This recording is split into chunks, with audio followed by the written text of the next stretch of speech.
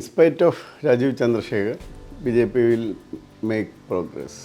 ഈ സംസ്ഥാന പ്രസിഡന്റുമാരായിട്ട് ഇരിക്കുന്ന ആൾക്കാർക്ക് ഏത് പാർട്ടിയിലായാലും they should not contest the election. അപ്പോൾ അദ്ദേഹം നോക്കിയപ്പോൾ ഇതിൽ 55% വോട്ട് കിട്ടിയിട്ടുണ്ട് ലോക്സഭയിൽ.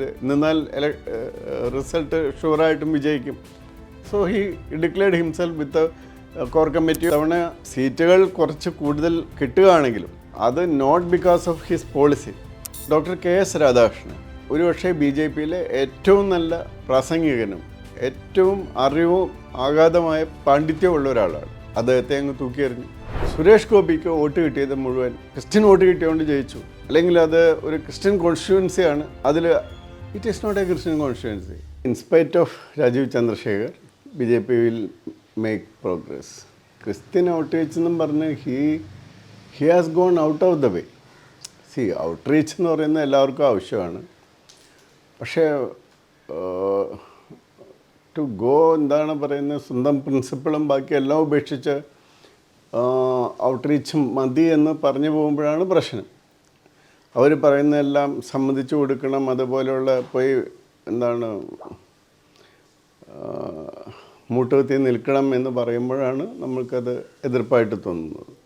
കാരണം if you believe in a principle, for example FCRAയുടെ കാര്യത്തിൽ നമ്മളിപ്പോൾ ഒരു പ്രിൻസിപ്പളിൻ്റെ പേരിലാണ്, രാജ്യസുരക്ഷയുടെ പേരിലാണ് പ്രധാനമായിട്ട് അത് ഉണ്ടാക്കുന്നത്. അപ്പോൾ രാജ്യസുരക്ഷയുടെ പേരിൽ അത് ഉണ്ടാക്കുന്ന സമയത്ത് പിന്നെ അതേപ്പറ്റി ഒരു കൂട്ടർക്ക് മാത്രം പ്രശ്നമുള്ളൂ. വേറെ ഒരു വിഭാഗത്തിനും ഇപ്പോൾ FCR തന്നെ വരുന്നതിൽ 90% നോൺ ക്രിസ്ത്യൻ ഓർഗനൈസേഷൻസിലാണ് വരുന്നത്. ഈ 90%നും ഇല്ലാത്ത ഒരു പ്രശ്നം എന്താണ്, ഈ 10% അവർക്ക് എന്നാണ് ഒന്നാമത്തെ ഒരു പ്രശ്നം വരുന്നത്. അപ്പോൾ അവർക്ക് എന്താണ് ഇങ്ങനെ പ്രശ്നം വന്നു. അപ്പോൾ അവർക്ക് വേണ്ടി FCRA തൽക്കാലത്തേക്ക് മാറ്റിവെക്കുക, അതുപോലുള്ള കാര്യങ്ങളൊക്കെ ചെയ്യാമെന്ന് പറയുന്നത് ശരിക്കും പറഞ്ഞാൽ തെറ്റായിട്ടൊരു കാര്യമാണ്. അങ്ങനെയാണെങ്കിൽ രാജ്യസുരക്ഷ മാറ്റിവെക്കാൻ പറ്റുമോ? അത് ശരിയല്ലല്ലോ. നമ്മൾ പറയുന്ന അടിസ്ഥാനപരമായിട്ടുള്ളൊരു കാരണം എന്ന് പറയുന്നത് രാജ്യസുരക്ഷയുടെ പേരിൽ തന്നെയാണ് FCRA വരുന്നത്. ഫണ്ട്സ് വിധ്വംസക പ്രവർത്തനത്തിനായിട്ട് ഉപയോഗിക്കുന്നു. ഫണ്ട്സ് വരുന്ന കാര്യത്തിന് തന്നെ ഉപയോഗിക്കുന്നു എന്ന് ഉറപ്പാക്കണം. ഈ ഫണ്ട്സ് വരുന്ന പോലെ ഇപ്പോൾ പലർക്കും വന്നിരുന്ന ഫണ്ട്സിൻ്റെ കാര്യത്തിൽ ഇപ്പോൾ അമൃതാനന്ദമയി മഠം അടക്കമുള്ള ആൾക്കാർക്കൊക്കെ ചെറിയ ചെറിയ ഇഷ്യൂസ് ഉണ്ടായിട്ടുണ്ട്. അവർക്കെല്ലാം താൽക്കാലികമായിട്ട് നിർത്തിവെക്കപ്പെടുന്ന നടപടികളുണ്ടായിട്ടുണ്ട്. അപ്പോൾ ഇത് ഏതെങ്കിലും ക്രിസ്ത്യൻ ഓർഗനൈസേഷനെ മാത്രമായിട്ട് ബാധിക്കുന്ന ഒരു സംഗതിയല്ല. ക്രിസ്ത്യനായാലും ഹിന്ദു ആയാലും മുസ്ലിം ആയാലും മറ്റേതെങ്കിലും വിധത്തിലുള്ള ഓർഗനൈസേഷനായാലും FCRAയുടെ ഇത് എടുത്തു കഴിയുമ്പോൾ ഒന്ന് അത് കൃത്യമായിട്ട് എത്രയാണ് വരുന്നത്, ഏത് സോഴ്സിൽ നിന്നാണ് വരുന്നത്, എന്ത് കാര്യത്തിനാണ് ഉപയോഗിക്കേണ്ടത്, ആ കാര്യത്തിന് തന്നെയാണ് ഉപയോഗിക്കപ്പെടുന്നത്. ഇപ്പോൾ പണ്ട് 50% വരെയൊക്കെ അഡ്മിനിസ്ട്രേറ്റീവ് പർപ്പസ് എന്നും പറഞ്ഞ് ഉപയോഗിക്കുമായിരുന്നു. കാരണം അതിപ്പോൾ ഇവർക്ക് ഒരു ലാവിഷ് ലിവിങ്ങിന് വേണ്ടി ഇവർക്ക് കൊണ്ടുനടക്കാവുന്നൊരു കാര്യമായിരുന്നു. ഇപ്പോൾ ഒരു 100 കോടി രൂപ ഫണ്ട് വരികയാണെങ്കിൽ 50 കോടി രൂപ അഡ്മിനിസ്ട്രേറ്റീവ് പർപ്പസിന് ഉപയോഗിച്ചെന്ന് പറഞ്ഞാൽ ജസ്റ്റ് അഡ്മിനിസ്ട്രേറ്റീവ് പർപ്പസിന് മാത്രം എഴുതി കാണിച്ചു കൊടുത്താൽ മതി. സോ ഈ വരുന്ന ഫണ്ട്സ് എല്ലാം ഉപയോഗം 50 കോടി രൂപയുടെ കാണിക്കാമെങ്കിലും 50 കോടി രൂപ ലാവിഷായിട്ട് ജീവിക്കാനും അവർക്ക് അനധികൃതമായിട്ടുള്ള സമ്പാദ്യങ്ങൾ ഉണ്ടാക്കാനായിട്ട് ഉപയോഗിക്കാമായിരുന്നു. ഈ വിദേശത്തുനിന്ന് പൈസ അയക്കുന്ന കോൺട്രിബ്യൂട്ട് ചെയ്യുന്ന ആൾക്കാർക്ക് ഇത് അറിയില്ല എന്താണ് കൃത്യമായിട്ട് ഇത് നടക്കുന്നതെന്നുള്ളത്. അപ്പോൾ അതിൽ കൃത്യത ഉണ്ടാക്കുക, ഫണ്ട് വിധ്വംസക പ്രവർത്തനത്തിന് വേണ്ടി ഉപയോഗിക്കപ്പെടാതിരിക്കുക. പലയിടത്തും നമ്മളിപ്പോൾ കണ്ടുപിടിച്ചിട്ട് അതിന് ശേഷമാണ് ഈ ഫണ്ട് പലപ്പോഴും LWയുടെ പ്രവർത്തനത്തിന് പോയിട്ടുണ്ട്, അല്ലാതെയുള്ള വിധ്വംസക പ്രവർത്തനത്തിന് പോയിട്ടുണ്ട്. നമ്മൾ നോർത്ത് ഈസ്റ്റിലുള്ള ഇഷ്യൂസിൽ കണ്ടിട്ടുണ്ട്. ഇപ്പോൾ ഡൽഹി ഒരു അൽഫല സർവകലാശാലയുടെ പ്രവർത്തനത്തിൽ കണ്ടിട്ടുണ്ട്. അപ്പോൾ അങ്ങനെ വരുമ്പോൾ രാജ്യസുരക്ഷയ്ക്ക് വേണ്ടിയിട്ടാണത് ഉണ്ടാക്കുന്നത്. പിന്നെ അതിന് ഇവർ കിടന്ന് ബഹളം വെച്ചാൽ അതിന് പോയി നിന്നു കൊടുക്കണമെന്ന് പറയുന്നതിൽ എന്താ അർത്ഥമുള്ളത്?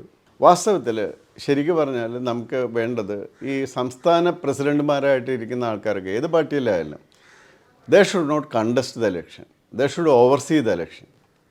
പാർട്ടിയിൽ അവർ ഇപ്പോൾ CPMൽ സെക്രട്ടറി ഇലക്ഷൻ നിന്നില്ല, അദ്ദേഹത്തിൻ്റെ ഭാര്യ നിർത്തി കോൺട്രവേഴ്സി ഒക്കെ ഉണ്ടായെങ്കിലും ദേ ഷുഡ് ഓവർസീ ദ ഇലക്ഷൻ. അപ്പോൾ മറ്റത് എന്ത് പറ്റുന്നു, തൻ്റെ ഒരു കോൺസ്റ്റിറ്റ്യുവൻസിയിലേക്ക് താൻ ചുരുങ്ങിപ്പോകുന്നു, ബാക്കിയുള്ളവർക്ക് വേണ്ടി വർക്ക് ചെയ്യാൻ സാധിക്കുന്നില്ല. അങ്ങനെ ഒരു സിറ്റുവേഷൻ ഉണ്ടാകുന്നില്ലേ? അപ്പോൾ അദ്ദേഹം നോക്കിയപ്പോൾ ഇതിൽ 55% വോട്ട് കിട്ടിയിട്ടുണ്ട് ലോക്സഭയിൽ, നിന്നാൽ റിസൾട്ട് ഷുവറായിട്ടും വിജയിക്കും. So he declared himself with core കമ്മിറ്റിയോ അല്ലെങ്കിൽ വേറെ അതിൻ്റെ ആ പ്രോസസ്സോ, സാധാരണ നിയോജക മണ്ഡലത്തിൽ മുതൽ അങ്ങനെ മുകളിലേക്ക് പോയിട്ട് വന്നിട്ട് അത് മുന്നേ തന്നെ ഡിക്ലെയർ ചെയ്യുകയാണ്. അപ്പോൾ ഒരു ഫിയറ്റ് അക്കോംപ്ലിയാണത് അങ്ങനെ വന്നത്. അതിനെ എല്ലാവരും പിന്നെ സപ്പോർട്ട് ചെയ്തു. എനിക്ക് ഏറ്റവും അത്ഭുതം തോന്നിയ കാര്യം ഇപ്പോൾ അദ്ദേഹമൊക്കെ വന്ന പിന്നെ ചെയ്തത്, ഡോക്ടർ KS രാധാകൃഷ്ണൻ, അദ്ദേഹം ഒരുപക്ഷെ BJPയിലെ ഏറ്റവും നല്ല പ്രാസംഗികനും ഏറ്റവും അറിവും ആഘാതമായ പാണ്ഡിത്യമുള്ള ഒരാളാണ്. VC ആയിരുന്ന ആളാണ്, PSC ചെയർമാനായിരുന്ന ആളാണ് അദ്ദേഹം കോർ കമ്മിറ്റിയിൽ ഉണ്ടായിരുന്ന ഒരാളാണ്. അദ്ദേഹം ധീവര കമ്മ്യൂണിറ്റിയിൽ നിന്ന് വരുന്ന ഒരാൾ കൂടിയാണ്. അദ്ദേഹത്തെ അങ്ങ് തൂക്കിയെറിഞ്ഞു. എന്തിനാണ് അങ്ങനെയുള്ള നടപടികൾ എടുക്കുന്നത്? മനസ്സിലായോ? അതായത് ഇപ്പോൾ നമ്മൾ when we say that caste should not be there, അങ്ങനെ casteism should not be there, പിന്നെ ultimately when you come back to practicals വരുമ്പോൾ കാസ്റ്റിസവും ബാക്കിയെല്ലാം വരുന്ന സമയത്ത് നോക്കുന്ന സമയത്ത് ഇപ്പോൾ വിശ്വകർമ്മ കമ്മ്യൂണിറ്റീനെ എടുത്തു നോക്കുകയാണെങ്കിൽ നമുക്ക് ഏകദേശം ഒരു 4-5% കേരളത്തിൽ ആ കമ്മ്യൂണിറ്റി ഉണ്ട്. പക്ഷെ അവർക്ക് ആരും മത്സരിക്കാൻ സീറ്റ് കൊടുക്കുന്നില്ല. ഇപ്പോൾ ഈ തവണ BJP അവർക്ക് 3 സീറ്റ് കൊടുത്തായിരുന്നു. പക്ഷെ അതിലൊന്ന് എന്ന് പറയുന്നത് ചാണ്ടി ഉമ്മൻ്റെ കൂടിയായിരുന്നു. തീർച്ചയായിട്ടും തോൽക്കുമെന്ന് ഉറപ്പുള്ളൊരു സീറ്റാണ്. വേറെ 2 സീറ്റും കൊടുത്തായിരുന്നു. അപ്പോൾ ഞാനൊക്കെ പറയുന്നത് എന്താണെന്ന് വെച്ചാൽ, അങ്ങനെയുള്ള കമ്മ്യൂണിറ്റീസിന് ഇപ്പോൾ അവർ ചെങ്ങന്നൂർ കോൺസ്റ്റിറ്റ്യുവൻസിയിൽ അവരുടെ ഹെവി പ്രസൻസ് ഉണ്ട്. അപ്പോൾ അവർക്കൊരു A ക്ലാസ് മണ്ഡലം കൊടുത്ത്, ജയിക്കുന്ന ഒരു മണ്ഡലം കൊടുത്തിട്ട് പറയുക, നോക്കൂ നിങ്ങൾക്ക് ജയിക്കുന്ന ഒരു മണ്ഡലം തന്നിരിക്കുന്നു, നിങ്ങൾ കണ്ടസ്റ്റ് ചെയ്തോളൂ എന്ന് പറയുകയാണെങ്കിൽ ബാക്കിയുള്ളവിടുത്ത് അവരുടെ എല്ലാ വോട്ടും കിട്ടാനായിട്ട് എളുപ്പമുണ്ട്. അങ്ങനെ അവരിലേക്കൊരു ഔട്ട്റീച്ച് വേണ്ടേ?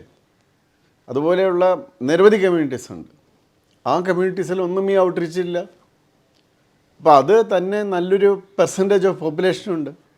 അപ്പോൾ ആ പോപ്പുലേഷനെ മുഴുവൻ അവഗണിച്ചുകൊണ്ടാണ് നമ്മൾ മറ്റ് ചിലരിലേക്ക് മാത്രമായിട്ട് ഒരിക്കലും നമ്മളോട് അടുക്കാൻ സാധ്യതയില്ല എന്ന് പറയുന്നത്. അവരുടെ അടുത്തേക്ക് നമ്മൾ ഈ ഔട്ട്റീച്ചുമായിട്ട് പോയിക്കൊണ്ടിരിക്കുന്നത്. നിയമം എന്ന് പറയുന്ന കോൺസ്റ്റിറ്റ്യുവൻസിയിൽ ഇപ്പോൾ ലാസ്റ്റ് 2024 ലോക്സഭാ വോട്ടിംഗ് പാറ്റേൺ വെച്ച് നോക്കിയാൽ ഏകദേശം 55% വോട്ട് കിട്ടിയിട്ടുണ്ട്.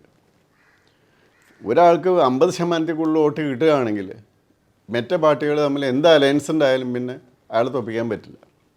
മനസ്സിലായോ? കാരണം 50% കൂടുതൽ വോട്ടുണ്ടായ ആൾ ജയിച്ചേയിരിക്കും. ആ ഒരു സിറ്റുവേഷൻ ഉണ്ടാകും. അപ്പോൾ അങ്ങനെ ഉണ്ടാകുന്ന സ്ഥലത്ത് പിന്നെ there is no doubt that he will win. മാത്രമല്ല, ഞാൻ പറഞ്ഞു വന്നതിൻ്റെ അർത്ഥം എന്ന് വെച്ചാൽ, ഇത്തവണ സീറ്റുകൾ കുറച്ച് കൂടുതൽ കിട്ടുകയാണെങ്കിലും, ഞാൻ ഡബിൾ ഫിഗറിൽ കൂടുതലാണ്, ഡബിൾ ഡിജിറ്റിൽ കൂടുതലാണ് ഞാൻ പ്രതീക്ഷിക്കുന്നത്. അത് വരികയാണെങ്കിലും അത് not because of his policy. കാരണം ഇതിവിടെ കുറേ നാളുകളായിട്ട് ബിൽട്ടപ്പ് ചെയ്ത കൊണ്ടുവന്നിരുന്ന കാര്യങ്ങളുടെ അതിൻ്റെ ഒരു പരിണാമം എന്നതാണ് അതിലുള്ള കാര്യമുള്ളത്. Not because of outreaching. അങ്ങനെയാണെങ്കിൽ ആ ഔട്ട്റീച്ച് വരേണ്ടത് ക്രിസ്ത്യൻ പ്രധാനപ്പെട്ട മേഖലകളിലാണ്. അങ്ങനെയാണെങ്കിൽ അവരുടെ ഔട്ട്റീച്ച് വരേണ്ടത് ഈ പറഞ്ഞ പോലെ കോവളമോ അല്ലെങ്കിൽ പാറശാലയോ അതുപോലെയുള്ള അല്ലെങ്കിൽ നെയ്യാറ്റിൻകര പോലെ മണ്ഡലങ്ങളിലാണ്. ഇപ്പോൾ തിരുവനന്തപുരം കോർപ്പറേഷനിൽ ഔട്ട്റീച്ച് നോക്കിയാൽ അങ്ങനെയല്ലല്ലോ വന്നിരിക്കുന്നത്. പാറ്റേൺ നോക്കിക്കോളൂ. എവിടെയാണ് 50 സീറ്റ് കിട്ടിയത്, എവിടെയാണ് 50 സീറ്റ് പോയത്. സുരേഷ് ഗോപിക്ക് വോട്ട് കിട്ടിയത് മുഴുവൻ ഇവരുടെ ആണെന്ന്. ആ കോൺസ്റ്റിറ്റ്യുവൻസിയെ പറ്റി നന്നായിട്ടൊന്ന് പഠിച്ചാൽ അറിയാം. ആ കോൺസ്റ്റിറ്റ്യുവൻസിയിൽ ഏകദേശം 68% ഹിന്ദു വോട്ടേഴ്സുള്ള ഒരു കോൺസ്റ്റിറ്റ്യുവൻസിയാണ് തൃശ്ശൂർ. അത് കഴിഞ്ഞിട്ടുള്ള ബാക്കി ആൾക്കാർ ബാക്കിയുള്ളവർ. അപ്പോൾ അതിൽ മാത്രമല്ല, സുരേഷ് ഗോപി ഒരു ഫിലിം സ്റ്റാർ എന്ന നിലയിലുള്ള അപ്പീലുണ്ട്. പല സ്ത്രീകളും ഇൻസ്പെക്ട് ഓഫ് അവർ പൊളിറ്റിക്കൽ ബാക്ക്ഗ്രൗണ്ട് അദ്ദേഹത്തിന് വോട്ട് ചെയ്തവരുണ്ട്. പിന്നെ അദ്ദേഹം ചെയ്തിരുന്ന വ്യക്തിപരമായിട്ടുള്ള കുറേയധികം നല്ല പ്രവൃത്തികൾക്ക്, സ്വന്തം പോക്കറ്റിൽ നിന്ന് പൈസ എടുത്ത് അദ്ദേഹം ചെയ്തിരുന്ന കാര്യങ്ങൾക്ക് അതിനെ അപ്രീഷിയേറ്റ് ചെയ്യുന്നവരുണ്ട്. അപ്പോൾ അങ്ങനെ വോട്ട് ചെയ്തവരൊക്കെ ഉണ്ട്. അപ്പോൾ അതെല്ലാം ഇങ്ങനെ ക്രിസ്ത്യൻ വോട്ട് കിട്ടിയതുകൊണ്ട് ജയിച്ചു, അല്ലെങ്കിൽ അത് ഒരു ക്രിസ്ത്യൻ കോൺസ്റ്റിറ്റ്യുവൻസിയാണ്, അതിൽ it is not a Christian constituency. നമുക്ക് ഏകദേശം എല്ലാ കോൺസ്റ്റിറ്റ്യുവൻസിയുടെയും ഏകദേശം എന്താണ് ജനസംഖ്യാപരമായിട്ടുള്ള കണക്കുകളെല്ലാം അറിയാം. അപ്പോൾ that is not a Christian constituency and it is not because of Christians separately voted. It is because of his personal appeal. ഒന്ന്. രണ്ട്, lot of women have voted for him. അതിലും കൂടുതലായിട്ട് അദ്ദേഹത്തിൻ്റെ പേഴ്സണലായിട്ട് ചെയ്ത സേവനങ്ങളുടെ പേരിൽ കുറേ അധികം പേര് അദ്ദേഹത്തെ അപ്രീഷിയേറ്റ് ചെയ്തു, വോട്ട് ചെയ്തു, അദ്ദേഹം ജയിച്ചു. അപ്പോൾ മറ്റൊരാൾ അതിന് പകരം സുരേഷ് ഗോപിക്ക് പകരം അവിടെ നിൽക്കുകയാണെങ്കിൽ അതേപോലൊരു പാറ്റേൺ ഉണ്ടാകണമെന്നില്ല. അതാണ്. അപ്പോൾ അതുകൊണ്ട് യു ഡോണ്ട് തിങ്ക് ദാറ്റ് അവിടുത്തെ വോട്ട് വന്നത് ഇതുകൊണ്ടാണ്, അതുകൊണ്ട് നമ്മൾ അങ്ങനെ ചെയ്താൽ അവരുടെ വോട്ട് കിട്ടുമെന്ന് വിചാരിക്കുന്നത് വിഡിത്തമാണ്.